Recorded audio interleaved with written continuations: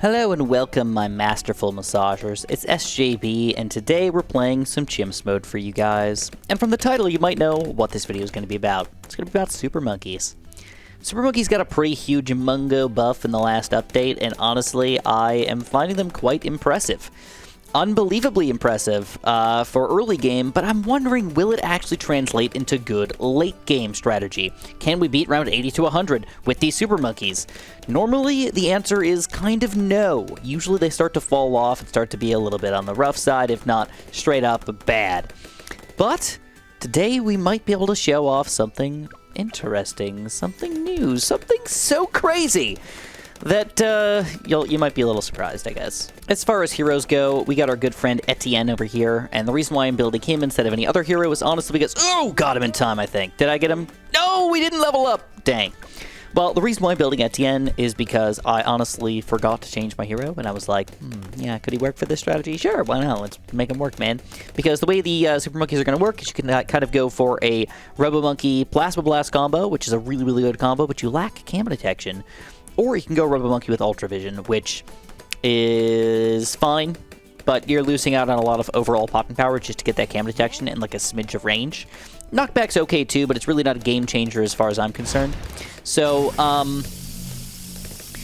yeah, any which way, I think this is going to be kind of fun because now we don't have to go for that bottom path, and or we don't need a village to make it all happen. On this map in particular, it's kind of nice because we could put Super Monkeys pretty much anywhere on this middle island and make them work out okay.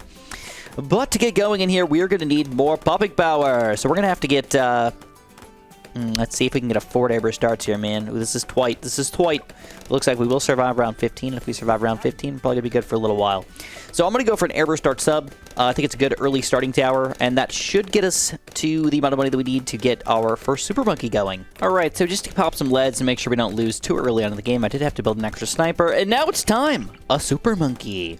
So as far as positioning goes, I think for the first Super Monkey, like right here probably makes the most sense. So we're just going to pop him right next to Etienne. But for future Super Monkeys, I might be throwing them kind of in weirder spots. Just anywhere where they can pop the Bloons around a nice little circle or something like that. Even if it means that they're only going to be able to pop one side of the map, that's fine. I don't really care. As long as things are popping Bloons, I am happy. For now, though, ooh, camo. Oh, that does give him camo detection. That's pretty sweet, dude. I like that a lot. So let's talk about Super Monkeys.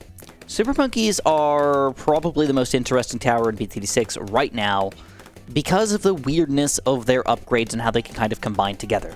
And I think to understand how good Super Monkeys are, we need to talk about how bad Super Monkeys used to be. Super Monkeys used to cost like $4,000. I don't remember the exact base cost when the game officially got released, but I know in a lot of other games they're $4,000. Then they got kind of buffed to like $3,500. Then they got buffed again down to like $2,700. That just keep going down in price.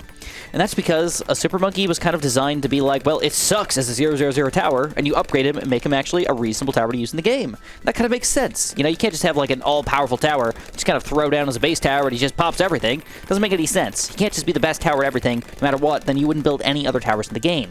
So you had to have something that kind of made sense. But they realized, well, he still kind of sucks even at that base price. So now, in the most recent update, they changed his speed to be 25% quicker on his regular attack shot over here, which is really, really, really good. And that doesn't account for the fact that we haven't talked about his range buffs yet. We're going to talk about that after we get to round 40.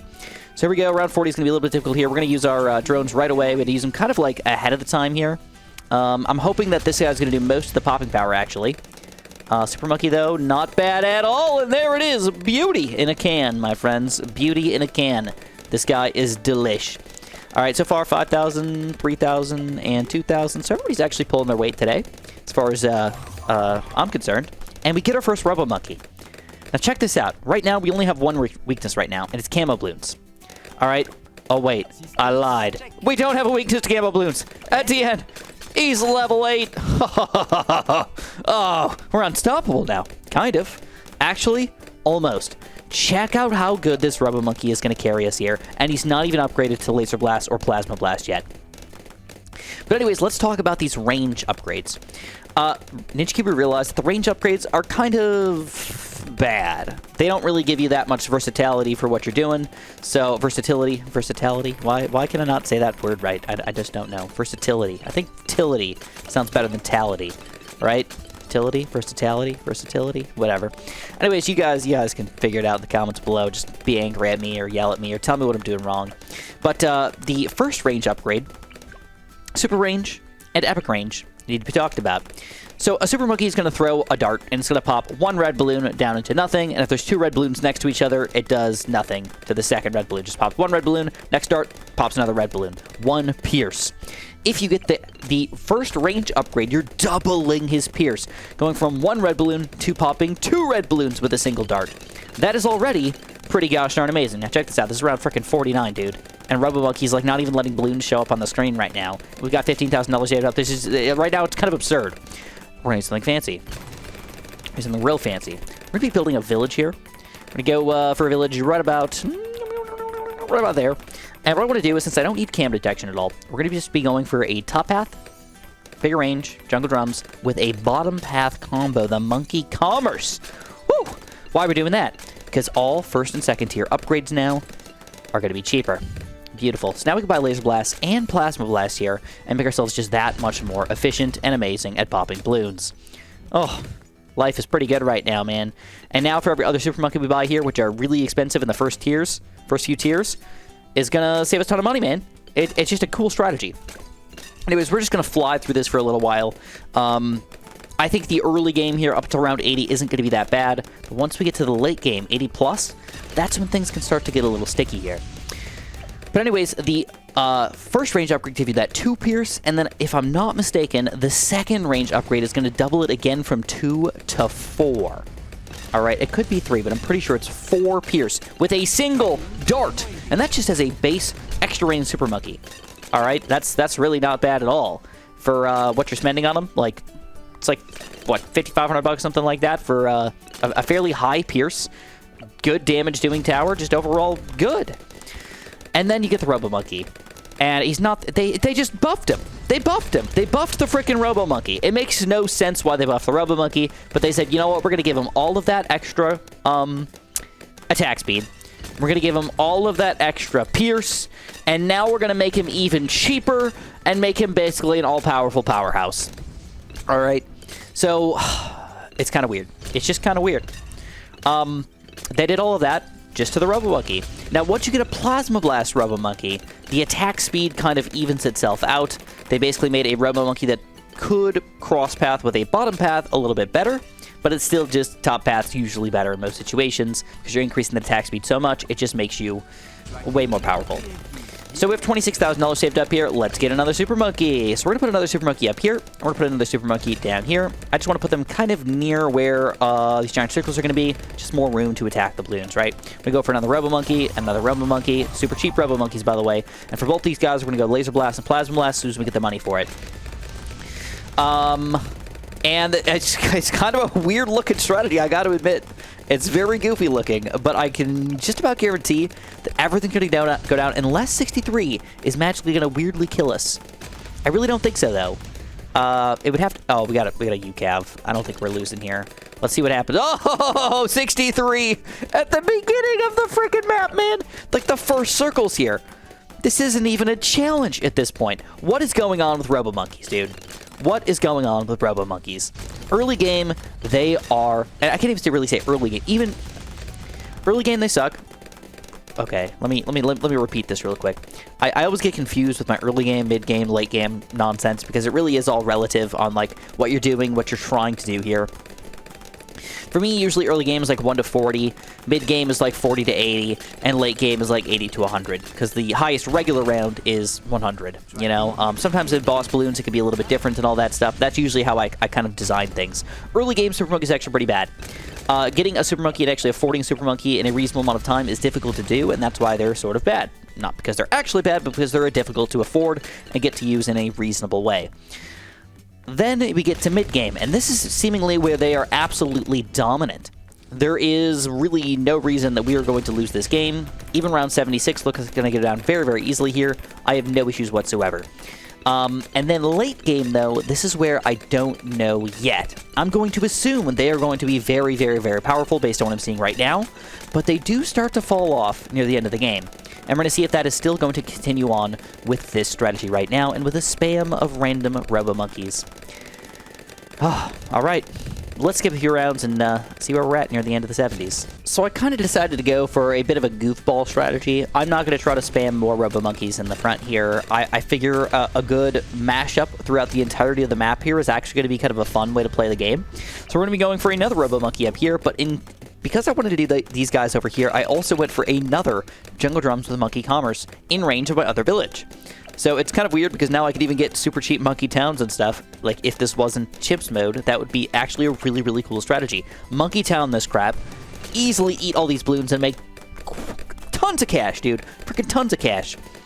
The only thing we probably couldn't do with this strategy is use an Alchemist all that efficiently. You know, I think Rubber to Gold or something like that probably wouldn't be all that effective. But other than that, pretty much everything's going to work for us. All right, Robo Monkey, Robo Monkey. Should we go for any other Robo Monkeys? Knockback and Ultra Vision Monkeys? I still think probably not.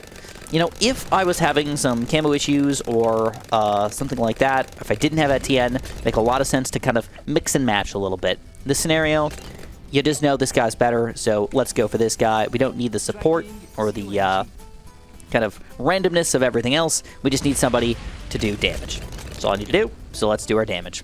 All right, this is where I'm a little concerned.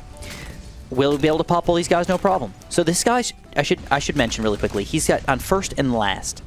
All right, the problem is you can't do 2 firsts. That would actually be pretty cool to do 2 firsts, but you can't. So you can do first close, which is usually your best bet. You can do first last or first strong. And any which way, it doesn't really matter too much, but it can cause some problems with too many BFBs or Zomagods or whatever exploding, popping them down into lower tier Bloons, which gives you less time to deal with them overall. So it can be a bit of an issue. But for my other Robo Monkeys, I'm just going to put them all in first close, we're going to go first close, and first close. I don't want any lasts at all. I just want to make sure we're trying to pop as many low-tier Bloons as I possibly can with these 4 guys, and then this guy, whatever we want to do, it doesn't really matter. Let him just pop crap. Clearly, he's doing a pretty good job because he's shooting out a nice straight line here, too, which is actually getting a lot of his popping power. If you look at his pop count already, he's already at 268,000. I mean, compare this to my sub, who's been around the entire game and actually been doing an okay job. 17K, Etienne even, 38K, 270. It's just kind of absurd. Now, I know that I spent more money on this guy and everything, but it's crazy to imagine that this guy's getting that many pops. He's probably going to get close to 1 million by the end of the game, which is just ridiculous. All right, what do we do at this point? Well, we could go for Tech Terror, $20,000. Not that expensive for the amount of popping power and abilities we could use, but I don't want to go that deep. I want to chill with just Robo Monkeys. But what I might do is I might get 1 Sun Avatar. All right?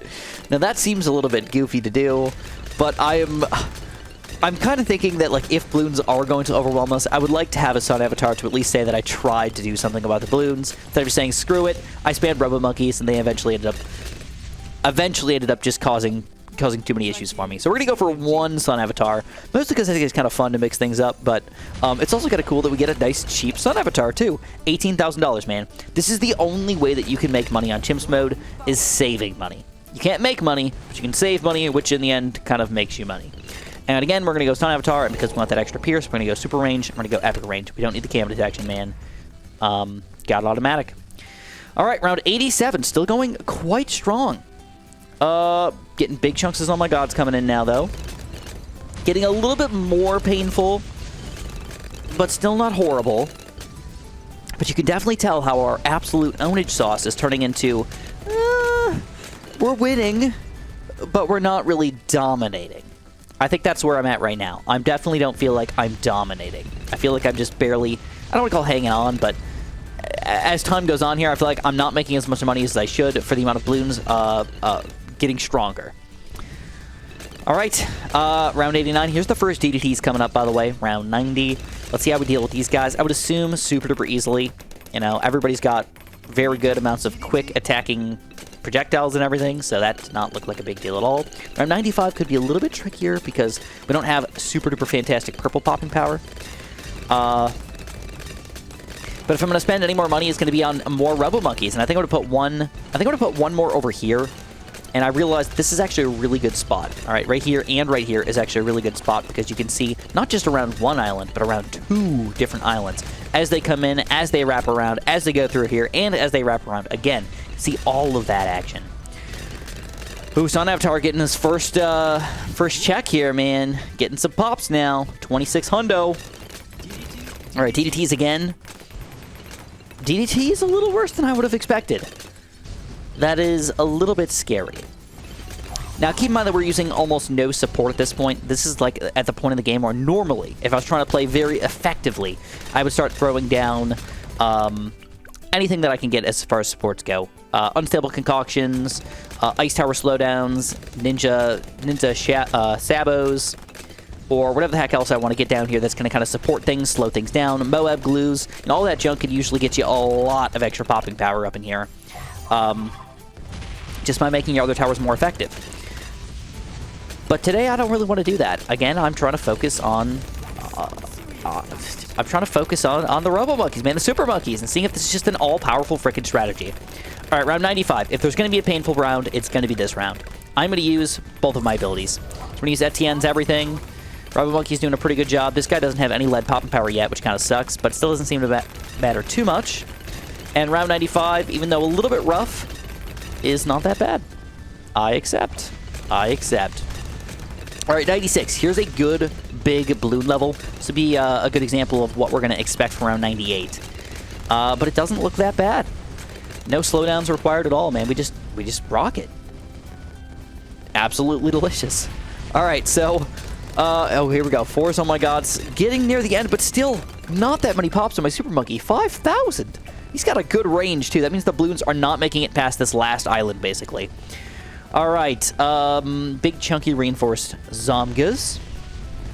See how we're going to deal with them. Ooh, Sun Avatar getting to work. Reinforced Bloons do seem to be a bit of an issue.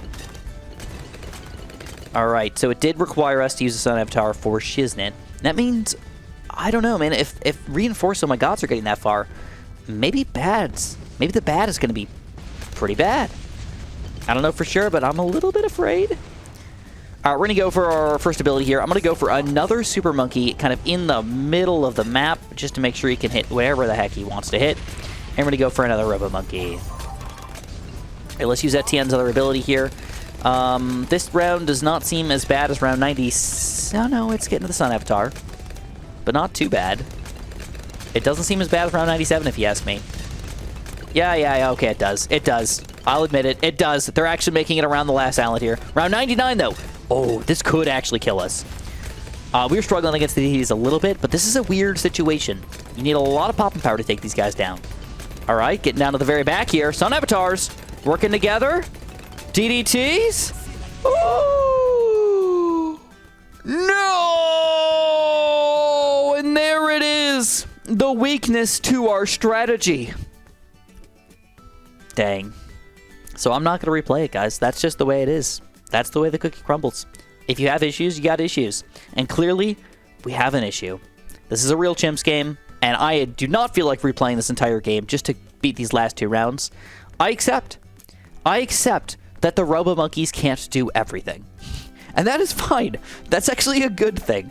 It means that the game is not one and done, spam this tower, and you win the game. There's very few of those that exist in the game at all, but I like the fact that even with my village supports and everything, the Robo Monkeys are not all powerful. DDTs snuck through, though, which was a bit surprising, considering that I was beating round 98.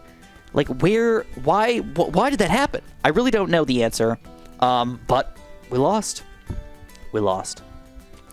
So that's not upsetting. Again, it just shows that Super Monkey's not all powerful, guys. If you enjoyed this video, make sure you press that like button, make sure you subscribe, and of course have a super duper delicious day.